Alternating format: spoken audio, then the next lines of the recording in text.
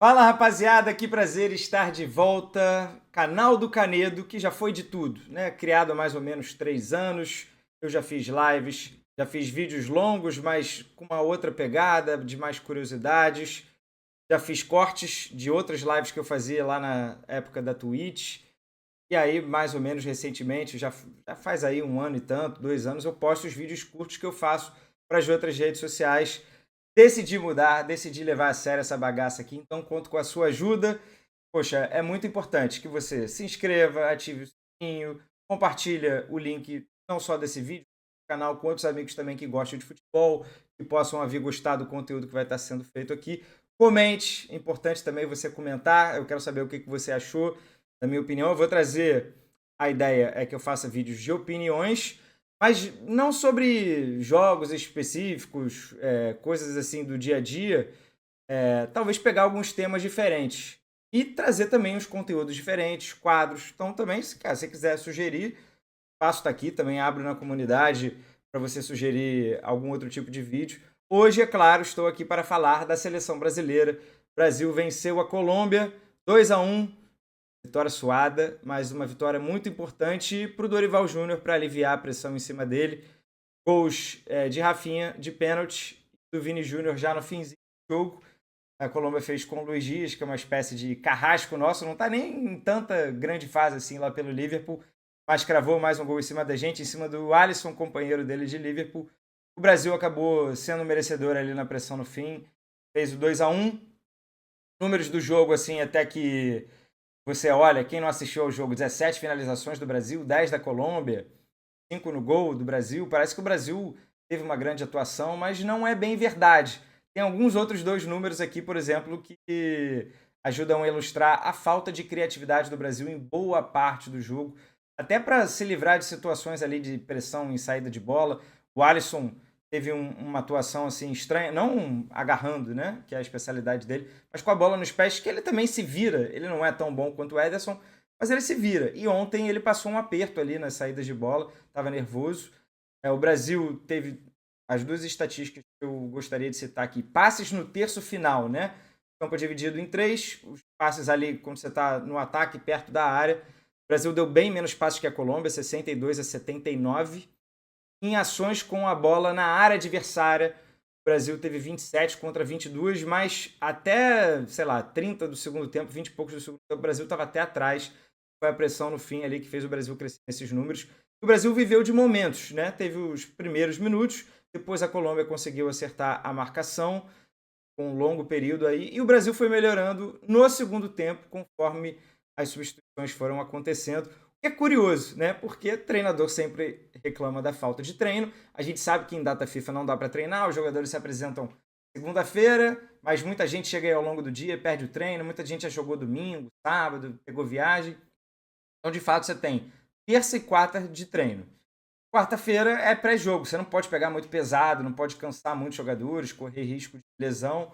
Tem jogo na quinta, sexta-feira geralmente é folga, aí você treina sábado, domingo e segunda. Segunda sendo um pouco mais leve e terça é o jogo. Geralmente data FIFA é isso, de fato não tem tempo para treinar. Mas o time que o Brasil jogou e treinou, jogou muito mal, né? Que é o time que começou o jogo. É óbvio que teve a perda do Gerson ali relevante, mas o Brasil foi melhorando conforme vieram jogadores novos, até alguns estreantes, o estreante, caso do Wesley, entrou muito bem, vou falar especificamente dele depois. Mas curioso isso, né? O Brasil um pouco nessa pegada de jogou bem depois, né? Jogou bem mais assim, no segundo tempo até o fim do jogo. Eu acho que foi o grande momento ali da seleção brasileira. Já na reta final, tá? Retíssima final, mas a gente acabou fazendo por merecer a virada. Teve ali 10 minutos de acréscimo por conta da concussão do lance do Alisson. Falar um pouquinho aqui de quem entrou, né? Especificamente de Matheus Cunha, Savinho, André e Wesley. Primeiro Matheus no João Pedro, a primeira substituição, não a forçada, né? Porque o Wellington já havia entrado no lugar do Gerson, mas não foi bem o João Pedro, né? Na sua oportunidade ali de camisa 9. E não tem nem como culpar, eu acho que esquema tático ou o fato do próprio João Pedro não ser exatamente o 9 no Brighton, Dani Welbeck, aquele que costuma jogar ali na frente dele. Mas o João Pedro errou passes bobos, aparentou ter um certo nervosismo, né? Não entrar na cabeça do cara para falar isso. Mas gesto técnico, ele deu aquela famosa quebrada na bola, o João Pedro não foi bem, Matheus Cunha entrou e na primeira bola dele teve um passe espetacular para o Vini. O Vini tenta tocar por dentro, poderia ter tentado uma cavadinha, seria uma assistência do Matheus. O Matheus está voando, também não é um camisa 9, não tem sido um camisa 9, mais um segundo atacante. Ele foi convocado como meia, mas o Matheus é um segundo atacante nessa temporada no Wolverhampton, jogando atrás também de um centroavante. E entrou bem, acho que assim, vou prever alguma substituição o jogo contra a Argentina, né, das não forçadas. Wesley talvez entrando no lugar do Wanderson e o Matheus Cunha ou Endrick, mas eu ficaria com o Matheus Cunha. Meu sonho, na verdade, seria um meio-campista. Acho que é um jogo de controle, a gente está sem meio-campo. Dorival ainda vai convocar. Nesse momento que eu estou gravando o vídeo, não foram anunciados aí os substitutos suspensos, do lesionado, do Gerson também, que pode ser cortado. Mas eu farei essas duas mudanças. Acho que o Matheus Cunha pode entrar e agregar para esse time. Embora no meu mundo ideal seria um outro meio-campista. Wanderson e Wesley, ficou até desleal, né? Porque o Wesley entrou não só mostrando personalidade, como acertando praticamente tudo. Cruzou, duas bolas ali erradas, uma foi de fato um passe errado, mas entrou com tanta vontade, né? Querendo, aquela querência, e entrou voando, né? Com uma setinha verde lá para cima, então ganhando nas arrancadas, nas ultrapassagens. Ele fez o que o Wanderson não conseguiu fazer ao longo do jogo, e pela boa fase do Flamengo, que ele já tem desde meados do ano passado, eu acho que é justo o Wesley a gente observar com carinho e já ter ali na cabeça que pode vir a ser menos um problema para a nossa escalação. Destacar também o Savinho, que entrou no lugar do Rodrigo. Inclusive, por que não também, se não for o Cunha, por que não entrar o Savinho e centralizar o Rodrigo? O Savinho entrou muito bem também, fazendo ali uma boa conexão com o Wesley na direita. O Savinho é um jogador de calibre, é um jogador de Manchester City, um jogador que fez uma grande temporada passada. Nessa está um pouco ali no nível do City, né, tendo jogos bons, jogos ruins. Mas é um baita de um jogador, um ponta canhotinho ali que vai jogar pela direita. De repente você bota o Rodrigo numa posição um pouco mais confortável para ele, ou jogando um pouco mais recuado ali no meio campo. Daí pode vir a solução para esse jogo contra a Argentina. Bem, o jogo foi decidido por um gol do Vini Júnior, o que na seleção brasileira tem sido raro, mas é justamente o que a gente pede, o que a gente cobra. A gente conhece o potencial do Vini, ele não é melhor jogador do mundo à toa. Foi uma jogada, claro, construída ali com auxílio de outros, teve uma falta rápida, aí o André aciona o Cunha, o Rafinha puxa a marcação, o Vini corta para dentro, tem o desvio, óbvio, né, o desvio fundamental no Lerma. Dá para brincar que o Lerma salvou um pouco ali o cargo do Dorival, aliviou bastante a pressão, mas é muito da responsabilidade do Vini, que resolveu arriscar aquele momento do jogo, minutos finais, aquele chuta para longe, seria ainda mais criticado, conseguiu fazer o gol, apenas o seu 6º gol, 38 jogos na seleção brasileira. Isso é algo realmente que a gente tem que ficar em cima. O próprio Vini deve se cobrar, porque sabe do tamanho dele, ele representa, e dos números dele no Real Madrid. Não tem como ser um negócio tão diferente. Por que ninguém rende? A seleção brasileira de fato tem um problema coletivo. Não é só o Vini que está abaixo. Mas, gente, estamos falando aqui das últimas 4 temporadas no Real Madrid, desde que o Vini começou a decolar. 88 gols em 186 jogos. É uma média de quase meio gol por jogo. Nem estou contando assistência. Na seleção brasileira, são 6 gols em 38 jogos. Média de 0,16. Isso é média de volante, de um zagueiro que faz gol em escanteio, não de um atacante como o Vini Júnior. Então, gol importantíssimo para ele. O Rafinha também chegou ao seu 11º gol em 32 jogos, já é uma média mais satisfatória. O Rafinha bate pênalti, mas também a gente tem que enxergar um mérito aí. O Vini bateu pênalti contra a Venezuela, por exemplo, e perdeu. Rafinha é um cara de personalidade. Aliás, isso é gancho para a gente falar do Rafinha. E, assim, dispensa comentários a temporada que ele vem fazendo pelo Barcelona. Eu tenho acompanhado bastante afinco, faço questão de ver os jogos do Barcelona e o Rafinha tem ido bem na maioria deles, principalmente nos jogos grandes. E na seleção brasileira, o Rafinha vai bem também. Vamos lá, se for para destacar alguém ali do setor de ataque nos últimos jogos, eu diria que é o Rafinha, mas eu gostei muito da liderança dele nesse jogo, um aspecto que talvez não estava tão latente. Ele é um dos capitães do Barça, o Barça tem 4 capitães, ele já usou a braçadeira nessa temporada. Na seleção brasileira eu acho que é questão de tempo, porque é um cara que está chamando a responsa, não só no sentido de manda a bola para mim aí que eu quero fazer alguma coisa, né? Ou vou chamar o jogo toda hora. Então, o Rafinha é um desses, mas a cena com o Vini Júnior no fim do jogo, a gente precisa destacar isso. O que estava pendurado, assim como vários outros, o Bruno Guimarães, Gabriel Magalhães, vou fazer uma pegadinha aí, né? Bruno Guimarães e Gabriel Magalhães levaram amarelo, estão suspensos, não enfrentam a Argentina. O Vini estava pendurado. E aí, depois do gol, o Vini foi substituído. Um outro parênteses aqui, a sétima substituição já esclarecida, né? Quando tem concussão, o time adversário pode também fazer uma substituição extra para equiparar as coisas. Então, teve concussão do Brasil, do Alisson, e teve concussão do Davinson Sanches ali na Colômbia. Então, 2 substituições extras para cada. A Colômbia não fez, o Brasil acabou fazendo. Então, 7, tudo resolvido. Nessa substituição do Vini, que entrou o Léo Ortiz, o Vini resolveu ganhar tempo. Já faltava, assim, segundos para acabar o jogo. E o Vini quis sair pelo lado que ele tinha que andar mais. O árbitro chamou a atenção dele. Ele ia insistir e o Rafinha já foi ali em cima. Bom, toca, cara. Você não pode levar amarelo. Você tá pendurado. Sai por lá. E aí, quando ele vira as costas, o Vini tá agachando para tirar a caneleira, abaixar meião. Meu filho, pro árbitro dar amarelo ali, seria um pulo. Então o Rafinha foi muito bem. O famoso, o meu Vini no esporro. É claro que ali a cena pareceu muito pesada pro momento, mas era calor. Tem que entender o contexto, né? Foi uma bronca, sim, uma senhora bronca, mas ali todo mundo entende, né? Tinha um bem maior que era o Vini sair sem levar o amarelo. Vini que já desfalcou a seleção brasileira na Copa América. No jogo que o Brasil foi eliminado, ele fez muita falta contra o Uruguai. E foram por 2 amarelos ridículos que ele levou ali ao longo da competição. Algo que a gente fica em cima do Vini também para cobrar. Pois bem, que bom que tinha um Rafinha ali, líder, né? Parecendo ser um cara realmente assim, experiente. Ele tem 28 anos, já jogou a Copa do Mundo, é claro.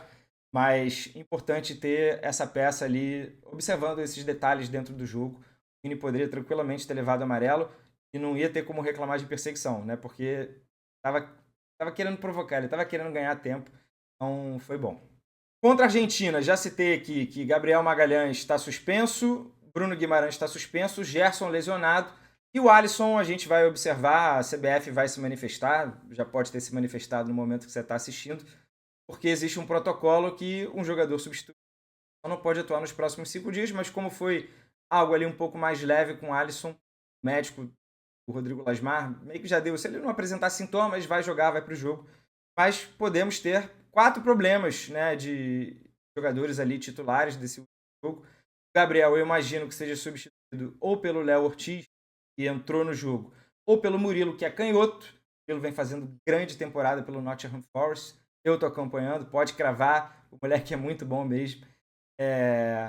Bruno Guimarães, suspenso. Eu imagino que entre o André. O Joelinton já deve entrar no lugar do Gerson. E o Alisson, se não puder atuar, joga o Bento.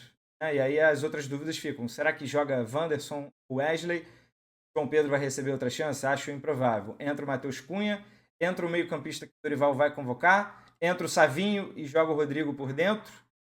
Aliás, isso é até um bom tema, porque a gente se pergunta por que o Dorival só chamou o 23 se tinham tantos jogadores pendurados, né? Outras seleções convocaram mais atletas e a gente ainda tem uma questão clara no meio-campo de defasagem de jogadores, porque foram Neymar e Matheus Cunha como meias. São verdadeiros meias, né? Por mais que pudessem ser utilizados ali. Então a gente tá faltando meio-campista, tá faltando volante. Na lista aqui, na pré-lista da seleção, teriam João Gomes, Andrei Santos, Ederson, Andrés Pereira e Alisson do São Paulo. Só o Alisson atua no futebol brasileiro. O Dorival falou que daria prioridade. É uma viagenzinha curta, já se apresenta. Mas vamos combinar que o Alisson não é o nome dos sonhos, né? Para essa posição, para essa situação. Então, se for para chamar alguém, João Gomes, Andrei Santos, Ederson, Andrés Pereira. E te falar que a gente está precisando e não seria nenhum absurdo esse chegar e já ser até titular, dada a necessidade e o contexto, talvez um embate ali de meio campo, vai ser contra a Argentina, um meio campo fortíssimo. Olha, para quem for assistir Argentina e Uruguai, não custa nada também secar Leandro Paredes, McAllister, Enzo Fernandes, Depou, Otamendi e o Ezequiel Palacios, vários aí do meio campo, estão pendurados. A Argentina já não tem o Lautaro, que foi cortado, Messi, que não foi focado também por lesão. Então a gente pode ter uma Argentina bem mais enfraquecida para enfrentar o Brasil na terça-feira. É claro, todo mundo quer que o Brasil ganhe. Um pouco antes da data FIFA ali, eu entendo que colegas, amigos ali, falaram, é melhor perder então que o Dorival cai logo. Mas eu acredito que essa vitória da Colômbia já tenha dado um respiro importante. termos de classificação, a gente estava numa situação que ia ter que comemorar muito a extensão das vagas, né? Porque no formato antigo de eliminatórias eram 4 vagas e meia, o que ia para a repescagem. Ontem, até o empate, o Brasil estava em sexto. É isso, a Colômbia estaria com 20 pontos, o Brasil com 19, porém saldo 6, Equador 19 com saldo 7, Equador ainda joga também. Nossa situação seria terrível, desesperadora, para não falar outra coisa. Se o formato fosse o antigo, iriam 4 vagas e meia, né, o quinto para repescagem. Lembrar aqui que em 2002 o Brasil só se classifica na última rodada, também se classifica direto, mas corria risco também de ir para a repescagem.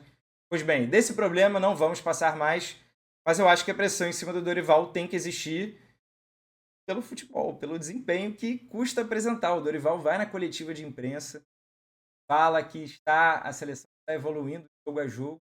É mentira. Ou ele está vendo com uma lupa de...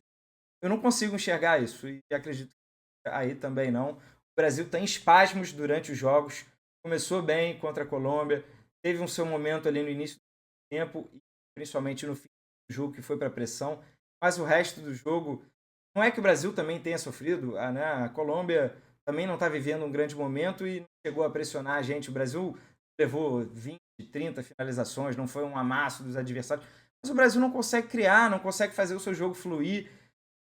Sim, tá muito na cara que o Brasil tem que encontrar meio-campistas, né? O ataque tá bom, o ataque em termos de talento tá bom, a zaga tem talento, no gol vocês podem reclamar, eu acho que a gente também tá bem servido. Volantes, acho que sim, né? A gente tem que encontrar mais peça do meio-campo. E os laterais. Os laterais acho que são um problema também mundial, mas a seleção brasileira está puxado. O Arana é convocado, sim, e parece ter uma vaga cativa. Tem que fazer por merecer também, porque não tem concorrência. Acho que o Caio Henrique poderia ser chamado, mas a gente olha ali para as opções e enxerga o nome que, a vaga é sua, meu filho, toma a sua camisa. Isso não acontece. Vamos ver na direita se isso acontece com o Wesley. Pois bem, rapaziada, primeiro vídeo feito, e aí eu agradeço a você que ficou até aqui, e agradeço mais ainda se você puder se inscrever, ativar o sininho, compartilha, manda pra rapaziada. É só o começo. A ideia é fazer um vídeo, pelo menos de segunda a sexta, um vídeo de futebol. Podem ter quadros diferentes. Vou falar de jogos importantes. Vou eventualmente falar do meu time, que é o Fluminense, mas assim, futebol europeu, que eu gosto bastante. Futebol brasileiro, que eu acompanho também bastante. Brasileirão, Libertadores. Podem ficar tranquilos que eu vou falar do seu time em algum momento, tá? Manda sua sugestão aqui, dispara o link. Obrigado, valeu a todos, é só o começo. Tchau, tchau.